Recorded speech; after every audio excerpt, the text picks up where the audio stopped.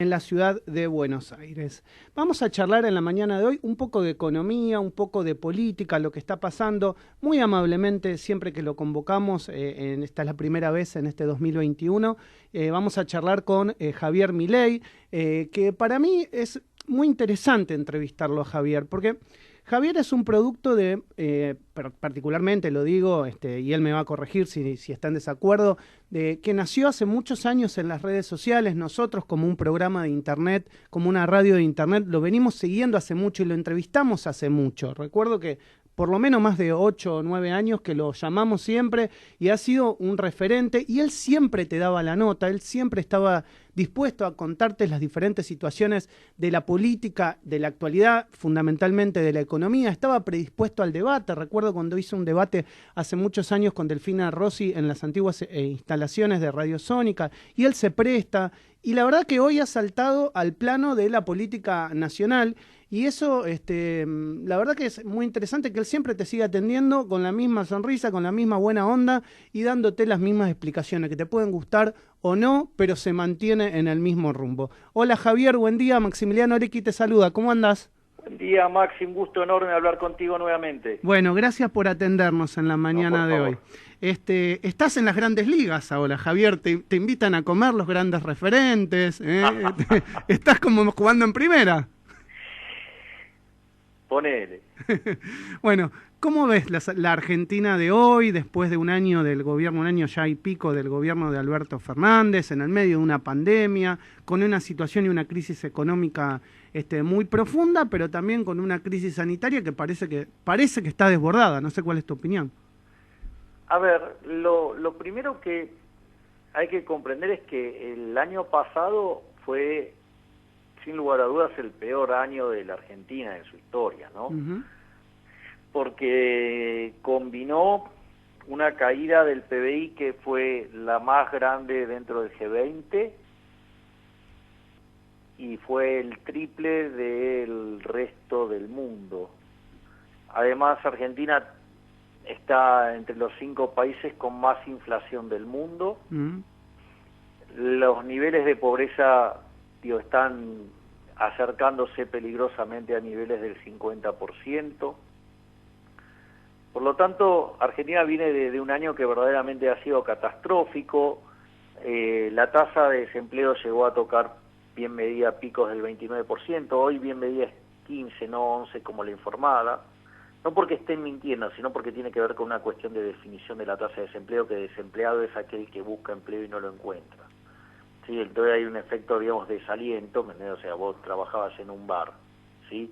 Quebró el bar donde vos trabajabas y lo de la misma cuadra también, no es que no, digamos, o sea, y si no saliste a buscar claro, trabajo, no salís a buscar, no vas a encontrar, no salís, porque sabés claro, que no vas a encontrar, claro, claro. Pero en realidad estás desempleado. Entonces, bueno, cuando uno hace esas correcciones, la tasa de desempleo hoy es 15%, no 11%, y llegó a tocar el 29%.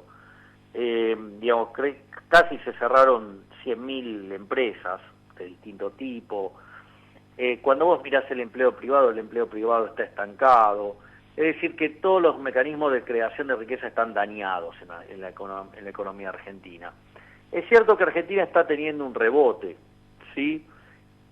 Para tener una idea de ese rebote y para tener una idea de cómo va a caminar la economía este año, el arrastre estadístico, ya solo de arrastre estadístico, manteniendo la producción del mes de diciembre en adelante, Argentina tendría que mostrar una expansión del PBI del 6%. Claro. Y la realidad es que no da para, ni el propio gobierno tiene esas estimaciones, o sea, y para que se empiece a sentir, tendrías que estar viendo una tasa de expansión del PBI en torno al 9%, piso, para que se empiece a sentir en términos de empleo, porque la elasticidad de producto del empleo es de 0,33. Entonces, la realidad es que la situación es muy complicada. La realidad es que lo del año pasado, desde mi punto de vista, constituye un genocidio, y eso es en 2 direcciones. Una es en términos de la cuarentena. La cuarentena del año pasado constituye un delito de lesa humanidad bajo la lógica del Estatuto de Roma de 1998, artículo 7, inciso K, donde dice que la supresión sistemática del derecho de propiedad constituye un delito de lesa humanidad, porque si vos no podés disponer de tu propiedad, o peleás contra el Estado y te morís, o te volvés un esclavo. O sea, en un caso es una muerte indirecta, en otro caso, digamos, es esclavizarte y pérdida de libertad. Por lo tanto, constituye un delito de lesa humanidad.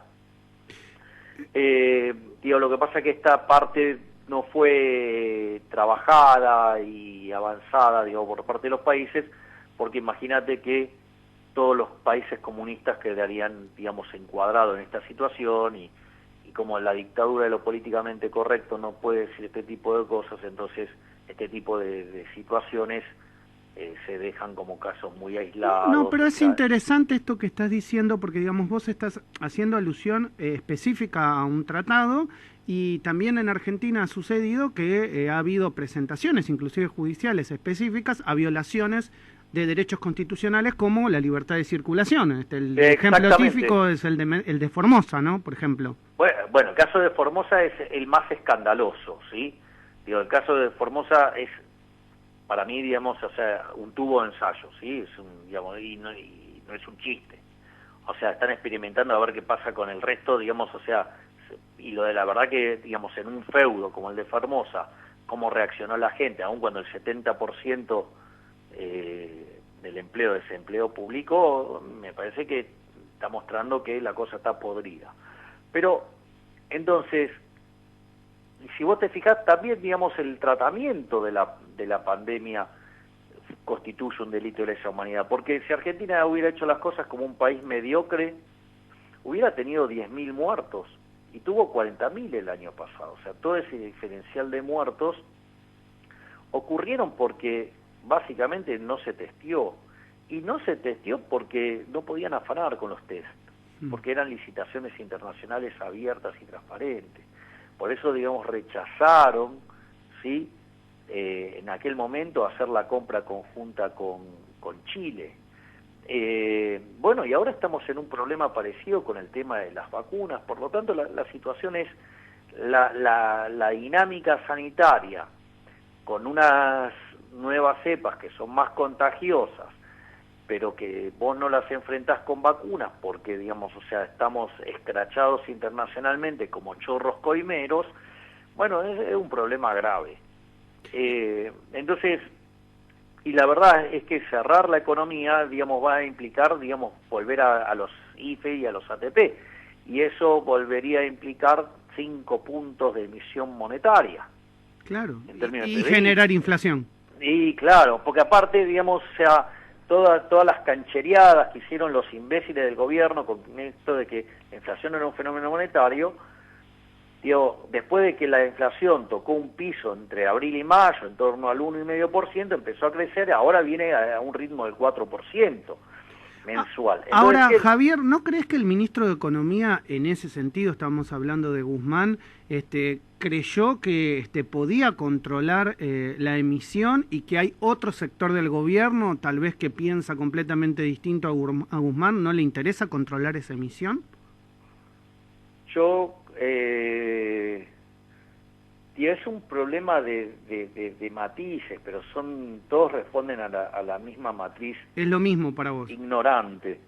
Claro, o sea, lo que pasa que hay niveles. A ver, es cierto, que Guzmán es sustancialmente más racional que Fernanda Vallejos. Ahora, la realidad es que los dos son dos brutos y que adhieren a cosas que son bestiales. ¿Sí? Sí, entonces, lo que vos ves hoy es que si tomás la inflación de los últimos 12 meses es 41%. Ahora, si vos tomás la inflación promedio de los últimos 3 meses y la anualizás, la inflación viene viajando a un ritmo del 60%. Y no solo eso, sino que además, como si todo esto fuera poco, lo cual, ya es un calvario, vos tendrías también que eso se logra con tarifas pisadas, congeladas, con precios controlados y con brecha.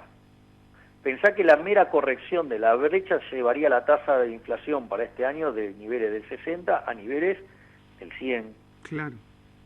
¿Me comprendés? Claro. O sea, a viajar a esos niveles, ¿no? Porque si vos hoy estás en 60 y si todo permaneciera igual, dado que arrancás de 40, la inflación promedio del año te da 50, pero pasarías a viajar a inflaciones del 100%. De hecho, los precios mayoristas ya vienen viajando al 100%. Y vos no podés esperar que haya una compresión de márgenes sistemática sobre los minoristas, porque digo, inexorablemente van a quebrar. Entonces, tenés el proceso de inflación descontrolado, ¿sí? Porque lo que nunca entendieron estos ignorantes es que la inflación es siempre y en todo lugar un fenómeno monetario. En la medida que la oferta monetaria crezca por encima de la demanda de dinero, vas a tener pérdida de poder adquisitivo del dinero, es decir, todos los precios de expresión de la unidad monetaria van a subir. Y lo que pasa es que eso no es instantáneo, tiene un rezago de 18 meses. Claro. Bueno, entonces, ¿qué es lo que pasa? Digo, vos emitís hoy y vienen estos imbéciles y dicen, viste, emití, no hay inflación. Sí, imbécil, porque digo, las consecuencias las vas a ver dentro de 18 meses. ¿Me comprendés? Entonces, se encontraron con un contexto donde la inflación bajaba porque era fruto, digo, del apretón monetario que había hecho Sanderis. Pero bueno, ahora entonces, empezaron a corregir las cuentas fiscales, o sea, en lo que va del año no se emitió porque básicamente no, no se achicó el déficit porque básicamente le jodieron la vida a los jubilados, ¿sí?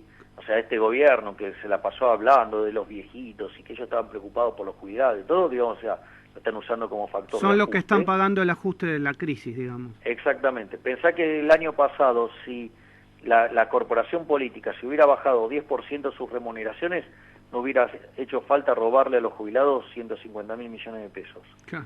Ahora, vos sabés que eso siempre, nunca pasa, que en general la clase dirigente o la clase política achica asesores o achica estructuras o se bajan sueldos. Es muy difícil. Cuando se quiso o alguien lo planteó, prácticamente queda en un titular y se termina. Ahora, ¿vos estás dispuesto entonces a jugar en esa clase dirigente, a tratar de cambiar la cosa desde adentro? Yo sé que, bueno, ya lo dijiste públicamente, que tenés intenciones de hacerlo. ¿Seguís, a pesar de que ves las cosas y que estás ahora un poco más en la denominada rosca, seguís con esas ganas de ir para adelante? Sí, definitivamente, porque si no es rendirse a que este país en 50 años se convierta en la villa miseria más grande del mundo. Y la verdad que no me parece, si bien, digamos, o sea, no tengo hijos humanos, o sea, tengo hijos de 4 patas. Sí, igual que los míos, sí. Digamos, me parece que para aquellos que sí deciden tener hijos, nietos y demás, o pretenden tener nietos, digo, la verdad es que vivan como en los peores momentos de África, no me parece que sea un lindo futuro. ¿Y cómo lo pensás, Javier? Porque, digamos, es difícil la política. Primero porque, digamos, imagino que también cuando alguien irrumpe como un outsider, como fue tu caso, todos te quieren caer encima porque sos un fenómeno, es decir, sos un fenómeno sobre todo de la juventud, sobre todo del movimiento de las redes sociales, y eso la verdad que ha irrumpido, pero de una manera para quedarse en este último tiempo. Y me imagino que tendrás propuestas de un lado, tendrás propuestas del otro, pensás ir solo, te estás sentando con el PRO, con la gente de Patricia Bullrich. ¿Cómo lo ves? Porque también sin una estructura es difícil llegar en la política argentina. Bueno, yo estoy, digamos, en el espacio Avanza Libertad junto a José Luis Espert y Luis Rosales. Y básicamente yo me mantengo en mi postura libertaria. De hecho, yo soy el presidente honorífico del Partido Libertario. Ya lo sé, sí. O sea, por lo tanto, o sea, a ver, contra el kirchnerismo, digamos, o sea, yo no tengo ningún problema en reconocer que otros también son opositores al kirchnerismo, pero, digamos, o sea, vamos por espacios separados, ¿no? O sea, pero esto quedó muy claro después del saludo con Patricia Bullrich en Plaza de Mayo. Estamos todos contra el kirchnerismo, ahora tanto Patricia Bullrich como en mi caso, los dos hicimos explícito que cada uno está en su espacio y que es mejor que cada uno represente, digamos, el espacio que, digamos... Pero ir por separado en una legislativa, no hablo en una presidencial, bueno, ¿no los debilita? No, todo lo contrario, justamente es en una legislativa es que cuando hay menos polarización y la gente, digamos, se siente más... Al revés, te fortalece, decís vos. Cómoda, claro, para elegir libremente. Bien, bien. Bueno, Javier, entonces, ¿vas a ser candidato por la ciudad? ¿Lo tenés definido dentro del espacio? Sí, voy a ser candidato a diputado nacional por la Ciudad Autónoma de Buenos Aires. Estamos muy contentos con lo que nos están mostrando las encuestas, aun cuando no las hacemos nosotros, porque te imaginarás que, digamos, nosotros como somos outsiders, disponemos de mucho menos recursos. No, pero yo creo realmente, te lo digo por lo que uno ve, uno ve las redes sociales, ve el manejo, digamos, en general de los canales como YouTube, y la verdad que hace muchos años que, digamos, tu presencia ahí es fuerte, uno se da cuenta también en la radio con los mensajes, cuando vos hablás, cuando vos emitís una opinión, y seguramente puede haber algún tipo de sorpresa en cuanto a la cantidad de votos que reciba la propuesta de ustedes en la ciudad de Buenos Aires. No te puedo decir que van a sacar más que el PRO, pero yo creo que realmente van a tener un número a lo mejor un poquito más arriba que la izquierda. Mira, Maxi, si no estuviéramos midiendo bien, no tendríamos las operaciones cruzadas que sufrimos regularmente. ¿Y sí? Y a veces es el mejor. Y la verdad es que las distintas encuestas hoy nos muestran como la tercera fuerza en el país, ¿sí?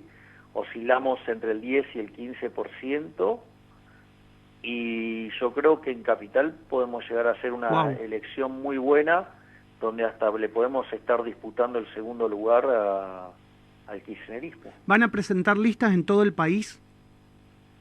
Eso no creo, porque somos un espacio nuevo y la realidad es que tenemos muy pocos recursos, digamos, financieros, por decirlo de alguna manera. Tenemos muchos recursos humanos muy valiosos, pero, digamos, es muy difícil también lograr que tener el apoyo económico de empresarios, ¿no? Porque pensá que si... algunos lo hacen, pero otros, o sea, tienen miedo que después de ser perseguidos por AFIP, por haber financiado, digamos... Campañas políticas, claro, de la oposición. Sí, se entiende. Claro. Bueno, Javier, como siempre, te agradezco muchísimo por estos minutos. Bueno, éxitos en este camino que tenés por recorrer en la campaña política. ¿puedo hacer una nota de color? Obvio, adelante. La primer gran diferencia que voy a tener contra los políticos es que yo voy a renunciar a mi dieta. Wow, no vas a cobrar. No, si yo puedo seguir viviendo de dar conferencias y no hace conflicto con mi vida pública, por decirlo de alguna manera. Y además le puedo asegurar a la gente varias cosas. No les voy a subir los impuestos, no voy a ir contra la propiedad privada, no voy a ir contra la libertad. Vos sabías que ninguno de los políticos actuales, o sea, los políticos sistémicos, ninguno de esos te puede asegurar eso, porque sistemáticamente vivieron del Estado, subieron impuestos, vulneraron libertades individuales y violentaron el derecho de propiedad. Así que mirá, digamos, con 4 no acciones, la gran diferencia que tengo con respecto al resto de los parásitos. Te voy a hacer no una corrección, pero te voy a pedir una aclaración. ¿No vas a cobrar el sueldo, o el sueldo que vas a recibir lo vas a donar como hace la izquierda? Mira, ahí esto es muy interesante. El armado, sí, está hecho tan en favor de los chorros que vos hoy no podés renunciar a tu dieta. Ok. Vos sabés que, no, pero esto es muy interesante. Sí, por eso te lo pregunto. Bien, digo, por eso. Vos sabés que el Congreso lleva el nombre de Honorable Congreso de la Nación Argentina porque era ad honorem. Después, o sea, estos tránsfugas se hicieron estas cosas justamente para poder afanar. Ahora, ¿qué es lo que pasa? Entonces, yo voy a mandar un proyecto, o sea, yo ingreso y lo primero que voy a hacer es un proyecto para renunciar a la dieta. ¿Qué es lo interesante de eso, Maxi? Que aquellos que no lo voten y que lo bloqueen y que no lo dejen pasar, van a estar dejando en claro que son parte del problema y no de la solución. Es decir, desde la posición que voy a poder tomar, yo voy a hacer todo un trabajo de desenmascarar a los delincuentes de la política, los voy a dejar en evidencia. Claro, porque entonces, vos con tu plata haces lo que querés, si vos querés renunciar y no cobrar, podés renunciar, o sea, claro, ¿quién te obliga a percibir? Exactamente, claro, la quiero hacer ad honorem, y no la quiero donar porque eso sería hacer lo que tanto critico, que es la caridad con el dinero ajeno. Perfecto, está clarísimo. Y es más, lo de la izquierda es una hipocresía, porque digo, la donan, pero digamos a lugares donde le llegan a ellos la guita, o digamos que van dirigidos a donde ellos quieren, ¿me comprendés? Sí, o sea, es un eufemismo. Es que por eso te lo preguntaba, porque yo sé que muchos de la izquierda dicen, bueno, yo dono el 50% de mi sueldo, pero bueno, si vos una organización política que representa tu mismo partido y después moviliza gente, bueno, a ver. Exactamente, por eso, o sea, y como hasta que pueda salir el proyecto, eso va a demandar tiempo, toda esa plata que se genere después será rifada. Bien. O sea, una lotería, ¿me entendés? O sea, miren, acá está la dieta, digamos, la sorteamos, digamos, quienes la quieren recibir, se anotan y se genera... bueno, vas a tener muchos anotados en esa rifa. Bueno, no importa, digamos, la recibirá quien la recibirá. Bueno, Javier, gracias por estos minutos con Radio Sónica, siempre tan gentil, te mando un abrazo grande. No, por favor, siempre es un placer enorme hablar contigo, Maxi. Un abrazo muy grande. Javier Milei, ya lo acaba de reconfirmar, de rechequear, de redecir, va a ser candidato a diputado nacional por la Ciudad Autónoma de Buenos Aires, espacio separado, escindido del PRO, va a ir por el Partido de los Libertarios junto con Espert y junto con Rosales, así que queda claro y hemos escuchado parte de sus propuestas en la mañana de hoy.